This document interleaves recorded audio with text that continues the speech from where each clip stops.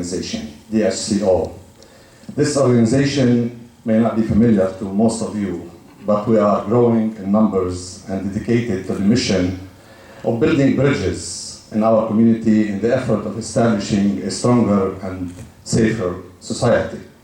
I would like to take this opportunity tonight to thank Imam Ilahi and the Islamic House of Wisdom for their effort in organizing this event during the holy month of Ramadan. We are in desperate need of communication among each other. That's a fact. The world has lost sight of the value of a human life. We should take advantage of these meetings and gatherings and use them as an opportunity to pave the path for a better future for our children by coming together as one people. We must recognize the importance of dialogue. We can no longer ignore the fact that we live in a world full of hate, greed, death, poverty, and hunger. From this point on, it is our time to put aside our selfish nature of petty differences and unite as one. As citizens of this great nation, we are endowed with the principle of justice and equality engraved in our Constitution. Let us take these principles and put them into actions. I leave you with this. If you cannot be the sun which illuminates the universe, be at least a candle that lights the corner in which it stands. Thank you, and bless you. Thank you, Hajj, for those beautiful words. I know we also have Chief of Police, Mr. Haddad. Would you please give us a few words? Thank you. All right, good evening. I'm going to try to be concise here. We have two mayors, and they said that there's not much difference between our two cities. We have Imam Ilahi here, and we heard about being a global example. I can tell you that what the Imam didn't mention tonight is that we have a national model right here in Dearborn and Dearborn Heights and in our region to make our communities safer across the country. He serves on several of my advisory boards to Washington, D.C. And I want to tell everybody here that don't take what we have here in Dearborn and Dearborn Heights for granted, because we are in fact leaders in what we do, and we get along so well here. It's an example for everyone else. So it's something to really fight for and to build on and to continue to grow with. But sometimes I get lost that I think the whole country is like this until somebody from Arizona calls me and says, I need your advice on something. And we have to start way down in the basement before I can get them to understand the type of relationship and the interfaith communication and how our police departments and the federal government works with us and on local matters and so on. So we're really blessed here in southeastern Michigan, but in particular in Dearborn and Dearborn Heights. So at this time of Holy Ramadan, I want to say Happy Ramadan to everybody. But let's not boastfully, but fight for what we do here and be a shining example that we can be for the rest of the country. So thank you. Thank you, Chief Haddad. I'd also like to recognize that we are being joined tonight by the Boy Scouts and Girl Scouts of America also have some representation in this room, and we invite you, if you have a comment, to please come up and join us.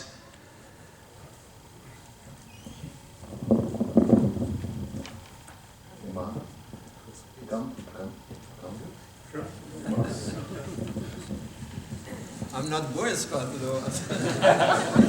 We've talked of, I love Boy Scout. we have talked of many things. But in the middle of the month of Ramadan, we need more than tolerance. We should grow into respect. But then there's a step beyond that. And this man, that I love very greatly, has time after time begun to take us that way. Last Friday I was installed, I'm a Catholic, I was installed as a member of the Knights of Columbus, leading the 4th degree in downriver. I think somebody's even in our assembly, sitting right there. And the chaplain that led us in prayer that night was Father Brad Fortunas, who's the pastor of St. Joe's in Trenton, one of the oldest Catholic churches in southeast Michigan. And we were reminiscing together about this guy. He went into a Catholic church together with the chaplain for scouting in the Archdiocese of Detroit and the president of about the only synagogue in Downriver. And you know what they did? In front of an audience of about 300 Cub Scouts and Girl Scouts and Boy Scouts, they described how we all believe that there is one God. And you know, Father Brad will never forget that. He said that sitting next to you and chatting together was one of the most wonderful events that had ever gone on in his church. And we prayed together. We start off with tolerance, we move beyond tolerance to respect, and then finally we acknowledge that there is only one God, and we are but his humble creatures. Do you want to, on behalf of the Girl Scouts and the Boy Scouts? On behalf of the Girl Scouts and the Boy Scouts at our interfaith hike that the Imam so graciously participated in, this is an acknowledgement of his participation and thanks for such a wonderful contribution. And we're going to continue to do these things. This was not just one-off event. We are going to get together, boys and girls, and we are going to, we have asked him and he has graciously assented to continue to help us and to lead us. And this is how we bring our children up. They must move along, and certainly you are one of the people who has led us in this effort. I want to thank you personally. I'm Denise Dalrymple, the CEO of the Girl Scouts of Southeastern Michigan, and I want to thank you personally for your support of recreating Girl Scouting in this community. I also want to thank both of you for bringing the Girl Scouts into the interfaith walk. And if anybody can bring the Girl Scouts and the Boy Scouts together, it has to be you.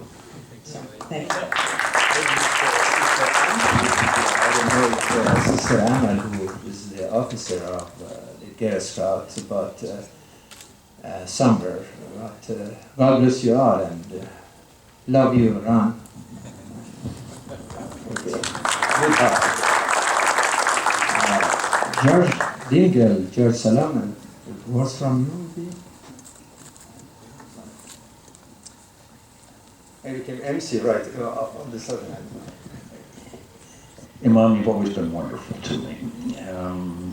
Members of your community have tried to teach me about Islam. I've tried to teach members of the Muslim community a little bit about Christianity, and what comes through this process is, yes, we believe in one God. We believe in the golden rule, and it's the duty of all of us to teach our children to impose the golden rule on ourselves. If we had everyone doing unto others the way they'd like to be done unto them, this would be a much nicer world. We'd have a lot less bloodshed, we'd get along, there'd be a lot less destruction, our communities would be much more productive. It's my pleasure to be here with you tonight. I'm used to be a state senator and one for long speeches, but not anymore. Imam, thank you. And also we wish your father, Congressman John Ding, a long and healthy life. We are very proud of him, the longest term in the Congress, and recently I had a meeting with him and talking about Iran-US relationship, and I mentioned that now that there is a new moderate president in Iran, it's a good opportunity for both nations to establish a direct dialogue between two countries and to overcome some of this confusion, political confusion that's going on. And he promised that he would do his best to work in the Congress and administration to improve this, because this is good for peace in Middle East and for the world. Thank you. We have time for a couple more short comments before we move towards prayer and dinner. So, yeah, Judge Salami, would you please come and honor us with a couple of words? Thank you. Assalamu alaikum, good evening. It's always great to come to a room, a blessed room, where we have people of different faith come together, and also leaders of the community to be here also. And we are extremely blessed also to live in a country where not only people of different faith come together and to try to focus on the commons that bring us all together, but also where we have a constitution that is premised in fairness, fundamental fairness, liberty, equality, the pursuit of happiness to all of its citizens. So not only if we focus on the religious side of the dialogue, but even if we focus on making our American values of fairness, equality, and justice universal values, I think the entire world will be a much better place to live in.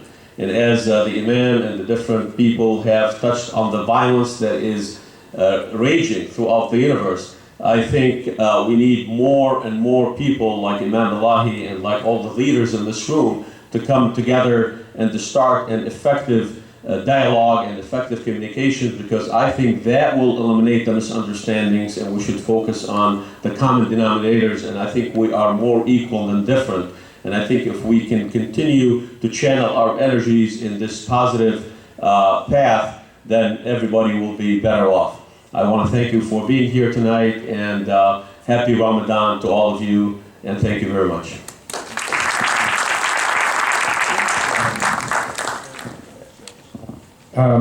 Also, we're represented here by the Board of Directors of the Islamic Center of America, and the complete committee is here. And if we could have just a word from the chairman of the Board of Islamic Center of America, please, Mr. Kadu. Good evening, everyone. So he put me between you and the dinner. We have with us Haj Nasib, Haj Jamal, and Brother Ran, also from the Board of Trustees of the Islamic Center. Good evening, everyone. There were a lot of kind and good words that were said here tonight, but I would like to share a personal experience about interfaith. I was born and raised in Lebanon and graduated from the American University of Beirut. And like every college, like every university, there are required courses to take. And some of them were called civilization sequence. There were 4 of them. The third course, the professor walked into the class and said, all we're going to do this semester is take excerpts and paragraphs from the Torah, the Old Testament, the Bible, and the Quran. And we're going to read those passages together, talk about them, discuss them. And we did for a whole semester. No papers, no midterms, no exams. It was a wonderful course. And then the final exam came, and he walked in and he said, he wrote on the board, what did you learn this semester? And walked out. It's like, what is he? In 50 minutes, what are we going to tell him? Everything we learned in 3.5 months. So he came back, gave us the papers afterwards, and he said, I feel like I failed you. You all did good. You wrote a lot about what you learned. But I feel like I failed you because I was only looking for one sentence. The essence and the basic tenets of the 3 Abrahamic faiths is one and the same. And when I look across this wonderful room tonight, It reminds me of my trip to the Hajj to Mecca 5 years ago, where you would look all around you, 1 million, 2 million people, and you see faces from every part of the world. They're so alike, yet so different, but they come together for one mission. And the call tonight from all of these community leaders, and from you personally, because I know it's in your heart, is we need to come together. We need to listen to each other. We need to talk to each other. And we'll always, always find that common denominator. Thank you very much.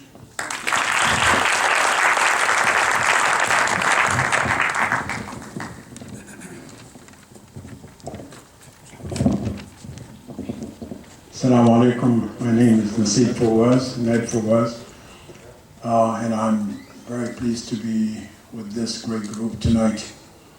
The word of wisdom that we heard from Imam Ilahi, the peace message that we have received is a great message. I want to tell you that I do travel all over the world, and a lot of you know that. And you, Dearborn Heights, are well known in the world. We're known for your getting together, for working together as community, and not working only together as community, but working together as a religious group, working with the city, with the police, with the fire department. This is an example, as has been said before, that can be followed anywhere in the world. If there are any lights going to be a peace in United States among all the groups, it's going to start here and has started here in Detroit. Interfaith is not new to us here. As you remember, a lot of you, during the Interfaith Roundtable, I don't know how many of you, 15, 20 years ago, at the time of Imam Sherry and thereafter, we worked together with Christian and Jews, and we met on a weekly basis, and we reflect on each other's, and we compare how the Quran and the Torah and the Bible, they're so close to each other. If you remember, and all of you remember this, but I want to remind you that when Terry Jones came to this place and he wanted to demonstrate and burn the Quran in front of the Islamic Center of America, he really didn't pick the Islamic Center just because it's the Islamic Center, because it is the symbol of Islam in America. And he came over, and the community got together. The community as Muslims, they all got together. Christian and Muslims got together. Christian, Muslim, and Jews got together. Christian, Muslim, and Jews and the cities got together, the fire department, the police department, the city hall, even though it was expensive when it came into court cases and so forth. But we all got together to show we are united. You remember when we stood in front of the Islamic Center, hands in hands together. The symbol of protecting the Islamic Center is not protecting the building, it's protecting our ideals, our thoughts, our belief that we must work with each other, and believe that we should be working with each other. And this was the message that we gave the world, and the world remember that message. So I want to congratulate you tonight. Congratulate the community, the city of Dearborn Heights, the churches, the mosques, all of you, that they got together to protect what we have, that protect what we started. I know in this month I'm having an iftar for few priests and few imams that I will have every year, and that's to symbolize the cooperation between Islam and Christianity, in that we should continue with this regardless what the world thought about us. Thank you very much, and I'm pleased to be with you. Thank you. First, I would like to apologize. I introduced Haj Nasib and Haj Jamal as members of the Board of Trustees. And you could tell I'm new at the public speaking game, so I did a very bad mistake, and I forgot one of the founding members of the Islamic Center, Haj Chuck Alawan, who's sitting back there, so I apologize to him, and I just wanted to correct myself. Thank you. Thank you all for your lovely comments and your wisdom. And we have just